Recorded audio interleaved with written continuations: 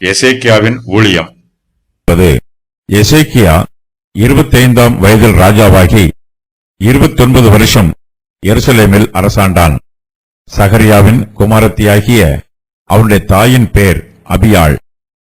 அவன் தன் தகப்பனாகிய தாவீது செய்தபடியெல்லாம் கர்த்தரின் பார்வைக்கு செம்மையானதை செய்தான்.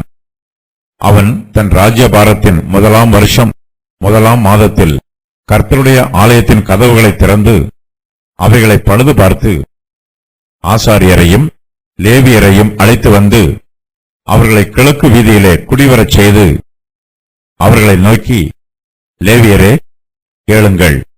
நீங்கள் இப்போது உங்களை பரிசுத்தம் பண்ணிக்கொண்டு உங்கள் பிதாக்களின் தேவனாகிய கர்த்தருடைய ஆலயத்தை பரிசுத்தம் பண்ணி அசுத்தமானதை பரிசுத்த ஸ்தலத்திலிருந்து வெளியே கொண்டு போங்கள். நம்முடைய பிதாக்கள் துரோகம் பண்ணி நம்முடைய தேவனாகிய கர்த்தரின் பார்வைக்கு பொல்லாப்பானதை செய்து அவரை விட்டு விலகி தங்கள் முகங்களை கர்த்தருடைய வாசஸ்தலத்தை விட்டு திருப்பி அதற்கு முதுகை காட்டினார்கள். அவர்கள் பரிசுத்த ஸ்தலத்தில் இஸ்ரவேலின் தேவனுக்கு சர்வாங்க தகன பலி செலுத்தாமலும் தூபம் காட்டாமலும் விளக்குகளை அணைத்து போட்டு மண்டபத்தின் கதவுகளையும் பூட்டி போட்டார்கள். ஆகையால் கர்த்தருடைய கடுங்கோபம் யூதாவின் மேலும் எருசலேமின் மேலும் வந்து அவர் இவர்களை நீங்கள் உங்கள் கண்களினால் காண்கிறபடி துயரத்துக்கும் திகைப்புக்கும் பழிப்புக்கும் ஒப்புக் கொடுத்தார். இதோ, இது நிமித்தம் நம்முடைய பிதாக்கள் பட்டயத்தினால் விழுந்து நம்முடைய குமாரரும் நம்முடைய குமாரத்திகளும் நம்முடைய மனைவிகளும் சிறையிருப்பில் அகப்பட்டார்கள். இப்போதும் இஸ்ரவேலின் தேவனாகிய கர்த்தருடைய உக்கிர கோபம் நம்மை விட்டு திரும்பும்படிக்கு அவரோட உடன்படிக்கை பண்ண என் மனதிலே நிர்ணயித்துக் கொண்டேன். என் குமாரரே, இப்பொழுது அசதியாயிராதேயுங்கள். நீங்கள் கர்த்தருக்கு பணிவிடை செய்யும்படி அவருக்கு முன்பாக நிற்கவும் அவருக்கு ஊழியம் செய்கிறவர்களும் தூபம் காட்டுகிறவர்களுமாயிருக்கவும் உங்களை அவர் தெரிந்து கொண்டார் என்றான். எசேக்கியா தன்னுடைய 25ஆம் வயதிலே யூதா தேசத்திற்கு ராஜாவாகிறான். யோவாஸ் ராஜாவான போது அவனுக்கு 7 வயதாயிற்று. யோவாசுக்கு முன்பு யூதா தேசத்தை துன்மார்க்கமான 2 ராஜாக்கள் ஆட்சி செய்தார்கள். யோசியா தன்னுடைய 8வது வயதில் யூதா தேசத்திற்கு ராஜாவாகிறான். யோவாசும் யோசியாவும் கொஞ்ச வயதிலே ராஜாவானதினால் அவர்களால் யூதா தேசத்தில் ஆவிக்குரிய மறுமலர்ச்சியை உடனே ஏற்படுத்த முடியவில்லை. அவர்களுக்கு ஏற்ற வயதாகும் வரையிலும் ஊழியத்தில் காலதாமதம் உண்டாயிற்று. எசேக்கியாவோ தன்னுடைய 25ஆம் வயதில் யூதா தேசத்தின் மீது ராஜாவாகிறான். அவன் ராஜாவானவுடன் கர்த்தருடைய ஊழியத்தை செய்ய ஆரம்பித்து விடுகிறான். எசேக்கியா 25ஆம் வயதில் ராஜாவாகி 29 வருஷம் எருசலேமில் அரசாளுகிறான்.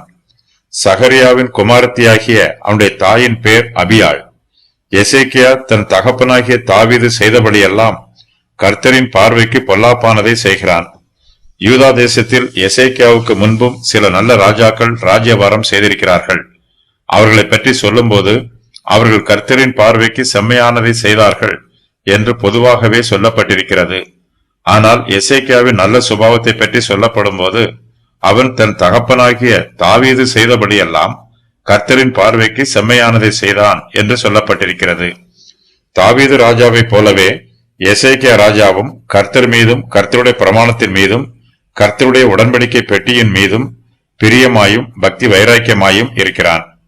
அவன் தன் ராஜ்யபாரத்தின் 1ஆம் வருஷம் 1ஆம் மாதத்தில் கர்த்தருடைய ஆலயத்தின் கதவுகளை திறந்து அவைகளை பழுது பார்க்கிறான். அவன் ஆசாரியரையும் லேவியரையும் அழைத்து வந்து அவர்களை கிழக்கு வீதியிலே குடிவரச் செய்கிறான். எசேக்கியா கர்த்தரிடத்தில் பக்தி உள்ளவன். எசேக்கியாவின் தகப்பனாகிய ஆகாஸ் யூதாவின் ராஜாக்களில் மிகப்பெரிய துன்மார்க்கன். அவன் கர்த்தருடைய பார்வைக்கு பொல்லாப்பானதை செய்தவன். ஆகாஸ் ஒரு விக்கிரக ஆராதனைக்காரன். ஆனாலும் ஆகாசின் குமாரனாகிய எசேக்கியா கர்த்தருக்கு பயந்து அவருடைய வழியில் நடக்கிறான். எசேக்கியா தன் தகப்பனாகிய தாவீது செய்தபடியெல்லாம் கர்த்தரின் பார்வைக்கு செம்மையானதை செய்கிறான். சுபாவத்தின்படி காட்டொலிவ மரத்தில் இருந்து நீ வெட்டப்பட்டு சுபாவத்திற்கு விரோதமாய் நல்ல ஒலிவ மரத்திலே ஒட்ட வைக்கப்பட்டிருந்தால் சுபாவ கிளைகளாகிய அவர்கள் தங்கள் சுய ஒலிவ மரத்திலே ஒட்ட வைக்கப்படுவது அதிக நிச்சயம் அல்லவா? ரோமர் 11:24. எசேக்கியா தன் சுபாவத்தின்படி காட்டு ஒலிவ மரத்திலிருந்து வெட்டப்பட்டவன். எசேக்கியாவின் தகப்பனாகிய ஆகாஸ் ஒரு துன்மார்க்கன். ஆனாலும் எசேக்கியா நல்ல ஒலிவ மரத்திலே ஒட்ட வைக்கப்பட்டு நற்கனிகளை கொடுக்கிறான். ஆகாஸ் துன்மார்க்கனாய் இருந்தாலும் எசேக்கியா நீதிமானாய் இருக்கிறான். ஆகாஸ் விக்கிரகங்களை ஆராதித்தாலும் எசேக்கியா கர்த்தரை மாத்திரமே ஆராதிக்கிறான். கர்த்தருடைய கிருபையும் இரக்கமும் எசேக்கியாவின் மீது தங்கி இருக்கிறது. எசேக்கியா ஆகாசின் அரண்மனையில் வளர்ந்தவன். ஆகாஸ் எசேக்கியாவுக்கு முன்பாக நீதிமானாய் நடக்கவில்லை. எசேக்கியா ஆகாசின் முன்மாதிரியை பின்பற்றி இருந்தால் அவனும் ஆகாசை போலவே சீர்கட்டு போயிருப்பான். ஆகாஸ் தன் குமாரன் எசேக்கியாவுக்கு நல்ல கல்வியையும் நல்ல ஒழுக்கத்தையும் கற்றுக் கொடுக்கவில்லை. அவன் தன்னுடைய குமாரனுக்கு முன்பாக நல்ல முன்மாதிரியாகவும் ஜீவிக்கவில்லை. ஆனாலும் எசேக்கியா நல்லொழுக்கம் உள்ளவனாய் இருக்கிறான். ஆகாஸ் யூதா தேசத்திலே ராஜ்யபாரம் பண்ணும்போது உரியா ஆசாரியனாய் இருக்கிறான். உரியாவும் ஆகாசின் கட்டளைக்கு கீழ்ப்படிந்து தமஸ்குவில் இருந்து கொண்டு வரப்பட்ட மாதிரியின்படியே விக்கிரகத்திற்கு ஒரு பலிபீடத்தை செய்தவன். ஆகையினால் உரியாவும் எசேக்கியாவுக்கு கர்த்தருடைய நியாயப்பிரமாணங்களை போதித்திருப்பதற்கு வாய்ப்பில்லை. ஆகாசின் அரண்மனையில் இருக்கிறவர்கள் எல்லோருமே விக்கிரக ஆராதனைக்காரராய் இருக்கிறார்கள். இப்படிப்பட்ட துன்மார்க்க குணமுள்ள கூட்டத்தாருக்கு மத்தியிலே எசேக்கியா வளர்கிறான். எசேக்கியாவினிடத்தில் துன்மார்க்கம் இல்லை. அவன் நீதிமானாக இருக்கிறான். எசேக்கியா கர்த்தருடைய பார்வைக்கு செம்மையானதை செய்கிறான். கர்த்தர் எசேக்கியாவோடு கூட இருக்கும்போது சத்துருவின் அந்தகார கிரியைகள் எதுவும் அவனை பாதிக்கவில்லை. நமக்குள்ளே கர்த்தருடைய கிருபை கிரியை செய்யும் போது அதற்கு விரோதமாக கிரியை செய்யும் வல்லமை எந்த அதிகார சக்திக்கும் இல்லை. கர்த்தருடைய கிருபையை எந்த வல்லமையினாலும் தடை பண்ண முடியாது. எசேக்கியா தன் தகப்பனாகிய தாவீது செய்தபடியெல்லாம் கர்த்தருடைய பார்வைக்கு செம்மையானதை செய்கிறான். எசேக்கியா இரண்டாம் தாவீதை போல இருக்கிறான். தாவீது கர்த்தருடைய வார்த்தையின் மீதும் கர்த்தருடைய ஆலயத்தின் மீதும் பிரியமாய் இருந்தார். அதுபோலவே எசேக்கியாவும் அவற்றின் மீது பிரியமாய் இருக்கிறான். தாவீதின் சந்ததியில் வந்தவர்களில் அநேகர் கர்த்தரை விட்டு விலகி போனார்கள். யூதா தேசத்திலே கர்த்தருக்கு பயப்படும் பயம் குறைந்து போயிற்று. ஜனங்கள் கர்த்தரை ஆராதியாமல் விக்கிரகங்களை ஆராதிக்கிறார்கள். யூதா தேசத்தின் ஆவிக்குரிய நிலைமை மிகவும் மோசமாய் இருக்கிறது. ஆனாலும் கர்த்தர் தமது கிருபையினால் தமக்கு ஏற்ற காலத்திலே எசேக்கியாவை போன்ற ராஜாவை எழுப்புகிறார். யூதா தேசத்தில் ஆவிக்குரிய நிலைமை வரவர மோசமாகி கொண்டே வருகிறது. யூதா தேசத்தார் எல்லோருமே கர்த்தரை விட்டு விட்டு விக்கிரகங்களை பின்பற்றி போகும் சூழ்நிலை உருவாயிற்று. ராஜாக்களும் துன்மார்க்கராய் இருக்கிறார்கள். கர்த்தரோ தமது கிருபையினால் தாவீதை போன்ற நற்குணம் உள்ள எசேக்கியாவை யூதா தேசத்திற்கு ராஜாவாக எழுப்புகிறார். எசேக்கியா யூதா தேசத்திலே ஆவிக்குரிய மறுமலர்ச்சியை ஏற்படுத்துகிறான். எசேக்கியா தன் ராஜபாரத்தின் முதலாம் வருஷம் முதலாம் மாதத்தில் கர்த்தருடைய ஆலயத்தின் கதவுகளை திறந்து அவைகளை பழுது பார்க்கிறான். எசேக்கியாவின் காலத்தில் யூதா தேசம் சீர்கெட்டு போய் இருக்கிறது. யூதா தேசத்தார் கர்த்தரை விட்டு தூரமாய் விலகி போய் இருக்கிறார்கள். யூதா தேசம் எங்கும் மேடைகளும் விக்கிரக தோப்புகளும் நிரம்பி இருக்கிறது. எசேக்கியா மேடைகளை அகற்றி சிலைகளை தகர்த்து விக்கிரக தோப்புகளை வெட்டுகிறான். அவன் மோசே பண்ணியிருந்த வெண்கல சர்ப்பத்தை உடைத்து போடுகிறான். அந்நாட்கள் மட்டும் இஸ்ரவேல் புத்திரர் அதற்கு தூபம் காட்டி வந்தார்கள். எசேக்கியா அதற்கு நிகுஸ்தான் என்று பெயரிடுகிறான். யூதா தேசத்தில் மேடைகளும் விக்கிரக தோப்புகளும் புதியவை அல்ல. மேடைகளில் விக்கிரகங்களுக்கு தூபம் காட்டுவதும் புதுமையானது அல்ல. யூதா தேசத்தார் எப்போதுமே விக்கிரகங்களை ஆராதித்து வருகிறவர்கள். ஆனாலும் ஆகாசின் ஆட்சி காலத்திலும் யூதா தேசத்தில் விக்கிரக ஆராதனை அதிகமாக வளர்ச்சி பெறுகிறது. எசேக்கியா யூதா தேசத்தில் காணப்படுகிற விக்கிரக ஆராதனைகளை பார்த்து கர்த்தரிடத்தில் பக்தி வைராக்கியமாய் இருக்கிறான். கர்த்தருடைய ஆவியானவர் விக்கிரக ஆராதனைக்கு விரோதமாக எசேக்கியாவை எழுப்புகிறார். எசேக்கியா யூதா தேசத்திற்கு ராஜாவானவுடன் அவன் தன்னுடைய ராஜரீக அதிகாரத்தை பயன்படுத்தி யூதா தேசத்தில் உள்ள மேடைகளை அகற்றி போடுகிறான். சிலைகளை தகர்த்து போடுகிறான். விக்கிரக தோப்புகளை வெட்டி போடுகிறான். மேடைகளும் விக்கிரக தோப்புகளும் விக்கிரக ஆராதனையின் ஒரு பகுதியாக ஏற்படுத்தப்பட்டிருக்கிறது. எசேக்கியாவோ யூதா தேசத்தில் இருந்து விக்கிரக ஆராதனையை முற்றிலுமாய் அழித்து போட வேண்டும் என்று தீர்மானமாய் இருக்கிறான்.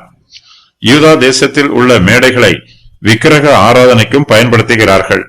சில விசேஷித்த சந்தர்ப்பங்களிலே கர்த்தருடைய தீர்க்கதரிசிகளும் அந்த மேடைகளை பயன்படுத்துகிறார்கள். ஆனாலும் யூதா தேசத்திலே மேடைகள் இருப்பது விக்கிரக ஆராதனைக்கு ஆதரவாய் இருக்கும் என்று நினைத்து எசேக்கியா மேடைகளை அகற்றி போடுகிறான். எசேக்கியாவுக்கு கர்த்தருடைய நியாயப்பிரமாணமே சட்டமாய் இருக்கிறது. அவன் தன்னுடைய முன்னோர்களின் வழிகளில் நடவாமல் கர்த்தருடைய வழிகளில் நடக்கிறான். கர்த்தருடைய பிரமாணம் விக்கிரக ஆராதனைக்கு விரோதமாய் இருக்கிறது. எசேக்கியா கர்த்தருடைய வார்த்தைக்கு கீழ்ப்படிந்து யூதா தேசத்தில் இருந்து விக்கிரக ஆராதனையை முற்றிலுமாய் நீக்கி போடுகிறான். இஸ்ரவேல் ஜனத்தார் வனாந்திரத்திலே பிரயாணம் பண்ணிய போது மோசே ஒரு வெண்கல சர்ப்பத்தை உண்டாக்கினார். அப்பொழுது கர்த்தர் கொள்ளிவாய் சர்ப்பங்களை ஜனங்களுக்குள்ளே அனுப்பினார். அவைகள் ஜனங்களை கடித்ததினால் இஸ்ரவேலருக்குள்ளே அநேக ஜனங்கள் செத்தார்கள். அதனால் ஜனங்கள் மோசேயினிடத்தில் போய், நாங்கள் கர்த்தருக்கும் உமக்கும் விரோதமாக பேசினதினால் பாவம் செய்தோம். சர்ப்பங்கள் எங்களை விட்டு நீங்கும்படி கர்த்தரை நோக்கி விண்ணப்பம் பண்ண வேண்டும் என்றார்கள். மோசே ஜனங்களுக்காக விண்ணப்பம் பண்ணினான். அப்பொழுது கர்த்தர் மோசேயை நோக்கி, நீ ஒரு கொள்ளிவாய் சர்ப்பத்தின் உருவத்தை செய்து அதை ஒரு கம்பத்தின் மேல் தூக்கி வை. கடிக்கப்பட்டவன் எவனோ அவன் அதை நோக்கி பார்த்தால் பிழைப்பான் என்றார். அப்படியே மோசே ஒரு வெண்கல சர்ப்பத்தை உண்டாக்கி அதை ஒரு கம்பத்தின் மேல் தூக்கி வைத்தான். சர்ப்பம் ஒருவனை கடித்தபோது அவன் அந்த வெண்கல சர்ப்பத்தை நோக்கி பார்த்து பிழைப்பான். என்னாகமம் 21:6-9 வரை. ஆரம்பத்திலே கர்த்தருடைய கட்டளையின் பிரகாரமாக மோசே வெண்கல சர்ப்பத்தை செய்தார். ஆனால் பிற்காலத்தில் அந்த வெண்கல சர்ப்பமே இஸ்ரவேலருக்கு ஒரு விக்கிரகமாயிற்று.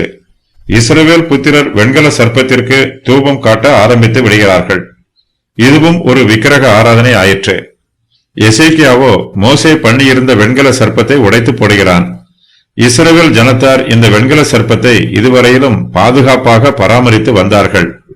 கர்த்தர் வனாந்திரத்திலே தங்கள் முற்பிதாக்களுக்கு செய்த நன்மையை நினைவு கூறும் வண்ணமாக இஸ்ரவேல் புத்திரர் வெண்கல சர்ப்பத்தை ஒரு சாட்சியாகவும் அடையாளமாகவும் பாதுகாத்து பராமரித்து வந்தார்கள். பிற்காலத்தில் இஸ்ரவேல் புத்திரர் மோசே பண்ணின வெண்கல சர்ப்பத்தை ஒரு விக்கிரகமாக ஆராதிக்க ஆரம்பித்து விட்டார்கள். அவர்கள் சிருஷ்டிகரை தொழுது கொள்ளாமல் சிருஷ்டியை தொழுது கொள்கிறார்கள். இஸ்ரவேல் புத்திரர் விக்கிரக ஆராதனை முறைமைகளை புறஜாதியாரிடமிருந்து கற்றுக்கொள்கிறார்கள். மற்ற விக்கிரகங்களை ஆராதிப்பது போல இஸ்ரவேல் புத்திரர் வெண்கல சர்ப்பத்திற்கும் தூபம் காட்டி அதை ஆராதிக்கிறார்கள். மோசே கர்த்தருடைய கட்டளையின் பிரகாரம் வெண்கல சர்ப்பத்தை செய்தார்.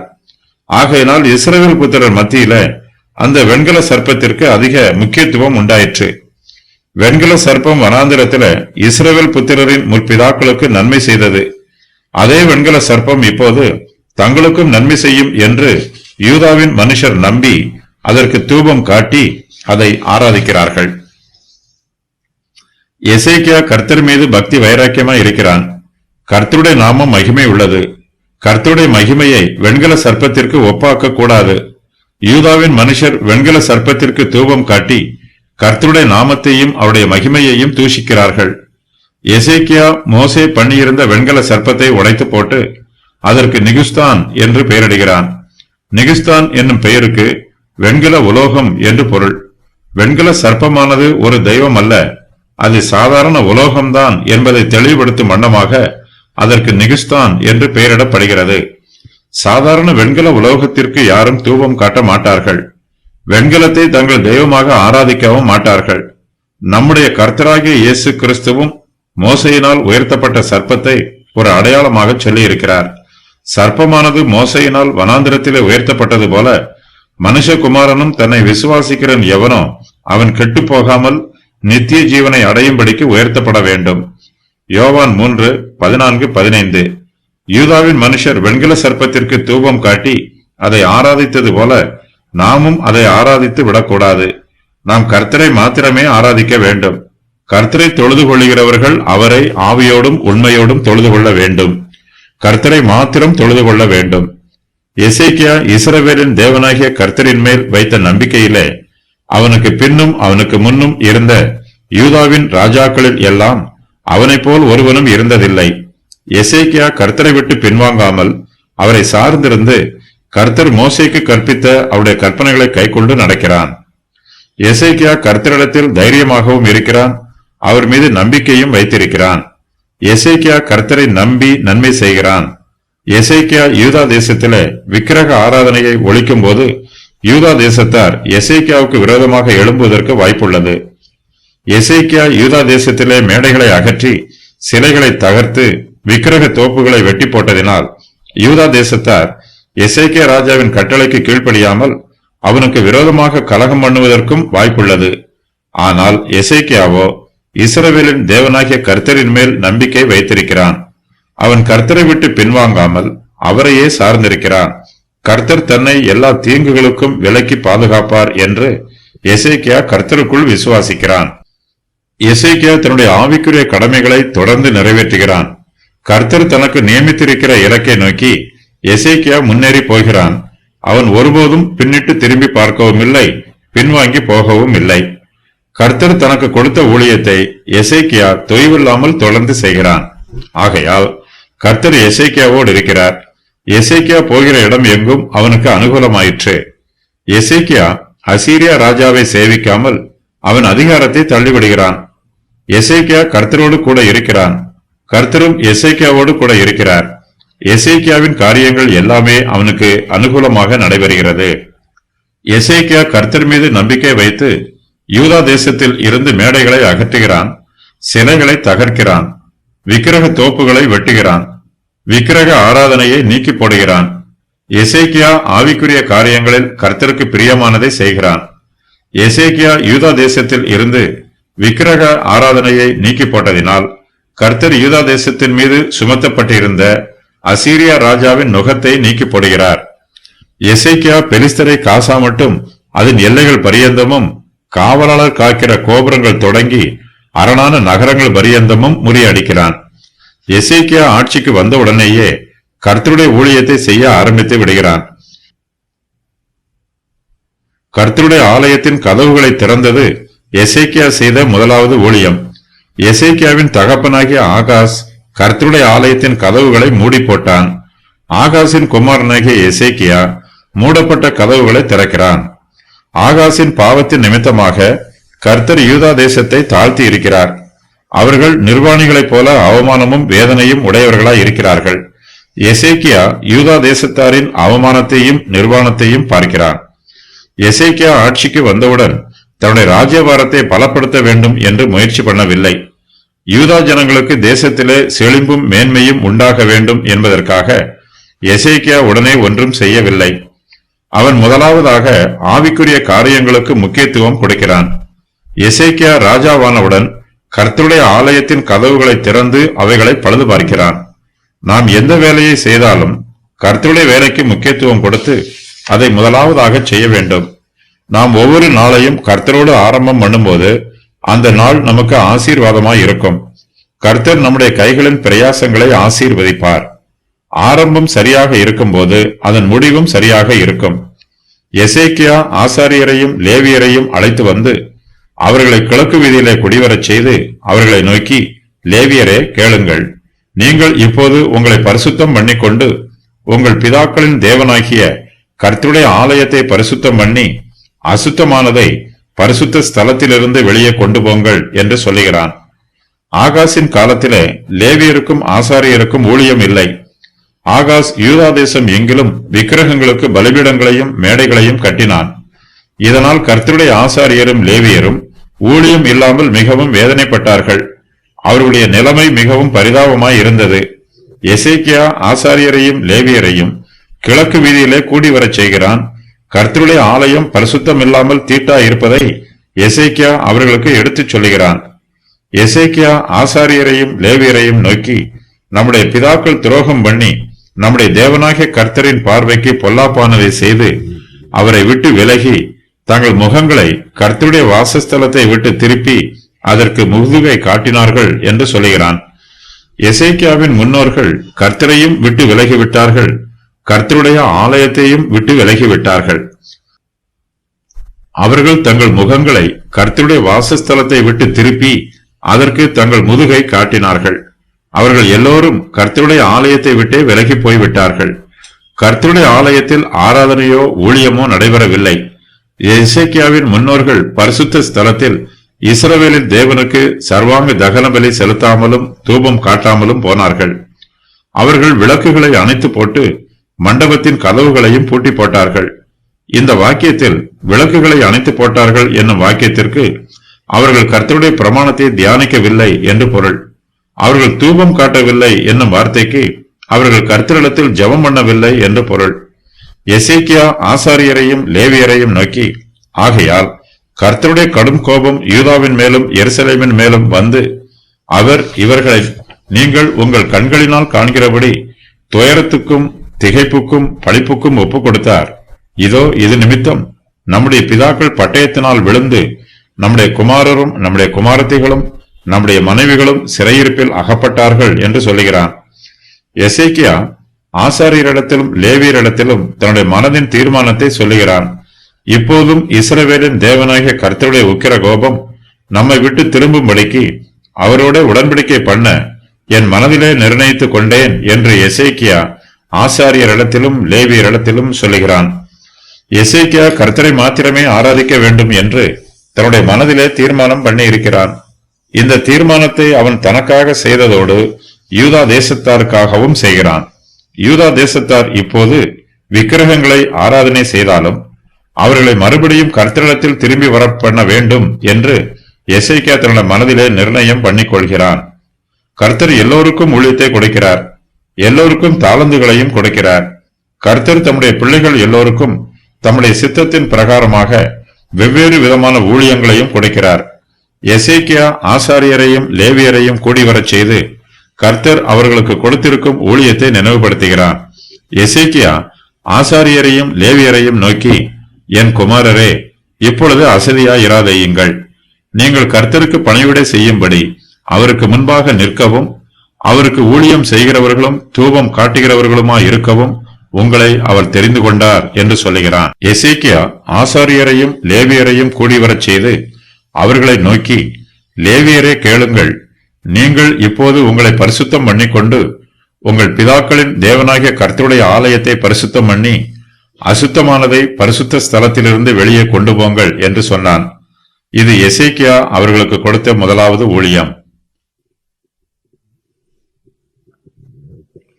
ஆசாரியரும் லேவியரும் கர்த்தருடைய ஆலயத்தை பழுது பார்த்த பின்பு அவர்கள் கர்த்தருக்கு பணிவிடை செய்ய வேண்டும், கர்த்தருக்கு ஊழியம் செய்ய வேண்டும், அவர்கள் கர்த்தருக்கு தூபம் காட்ட வேண்டும். எசேக்கியா ஆசாரியரிடத்திலும் லேவியரிடத்திலும் முதலாவதாக பேசிய போது அவர்களை லேவியரே என்று அழைத்தான். எசேக்கியா இப்போது அவர்களை என் குமாரரே என்று அழைக்கிறான். எசேக்கியா யூதாவின் மனுஷர் எல்லோருக்கும் ஆவிக்குரிய தகப்பனைப் போலவும் இருக்கிறான். ஆசாரியரும் லேவியரும் முதலாவதாக கர்த்தருடைய ஆலயத்தை பரிசுத்தம் பண்ண வேண்டும், அசுத்தமானதை பரிசுத்த ஸ்தலத்திலிருந்து வெளியே கொண்டு போக வேண்டும். இந்த ஊழியத்தை ஆசாரியர்கள் இதுவரையிலும் செய்யவில்லை. அவர்கள் தங்களுக்கு நியமிக்கப்பட்ட ஊழியத்தை செய்யாமல் இருப்பது கர்த்தருடைய பார்வையில் பாவமாயிருக்கிறது. ஆசாரியர்கள் முதலாவதாக தங்களுடைய பாவங்களுக்கு மனம் திரும்ப வேண்டும். அவர்கள் கர்த்தரோடு செய்து கொண்ட உடன்படிக்கையை புதுப்பித்துக் கொள்ள வேண்டும். இதனால் அவர்கள் தங்களை பரிசுத்தம் பண்ணிக் கொள்கிறார்கள். தங்களை பரிசுத்தம் பண்ணிக் கொண்ட பின்பு அவர்கள் கர்த்தருடைய ஆலயத்தை பரிசுத்தம் பண்ணுகிறார்கள். எசேக்கியா ஆசாரியரையும் லேவியரையும் கர்த்தருக்கு பணிவிடை செய்யும்படி உற்சாகப்படுத்துகிறார். எசேக்கியா ஆசாரியரையும் லேவியரையும் நோக்கி, என் குமாரரே, இப்பொழுது அசதியாயிராதேயுங்கள் என்று சொல்லுகிறார். இந்த வார்த்தைக்கு நீங்கள் வஞ்சிக்கப்படாதிருங்கள் என்று பொருள். கர்த்தருக்கு ஊழியம் செய்யாதவர்கள் தாங்கள் கர்த்தரை அசட்டை பண்ணுவதாக நினைக்கிறார்கள். ஆனால் அவர்கள் கர்த்தரை அசட்டை பண்ணவில்லை. அவர்கள் தங்களை தாங்களே வஞ்சித்துக் கொள்கிறார்கள். கர்த்தர் தம்முடைய பணிவிடையை செய்வதற்காக ஆசாரியரையும் லேவியரையும் தெரிந்து கொள்கிறார். அவர்கள் சும்மா இருக்க வேண்டும் என்பதற்காக கர்த்தர் அவர்களை தம்முடைய ஊழியக்காரராக தெரிந்து கொள்ளவில்லை. ஆகையினால் அவர்கள் கர்த்தருடைய பணிவிடையில் அசதியாய் இருக்கக்கூடாது. கர்த்தருடைய பணிவிடை செய்வது நமக்கு கிடைத்திருக்கிற சிலாக்கியம். கர்த்தருக்காக நாம் செய்கிற ஊழியம் உன்னதமான ஊழியம். கர்த்தர் நமக்கு ஊழியத்தை கொடுக்கும் போது அதை மற்றவர்கள் செய்வார்கள் என்று நினைத்து நாம் அசதியாய் இருக்கக்கூடாது. கர்த்தர் நமக்கு நியமித்திருக்கிற ஊழியத்தை நாம் ஜெபத்தோடும் மனத்தாழ்மையோடும் பொறுப்போடும் செய்ய வேண்டும்.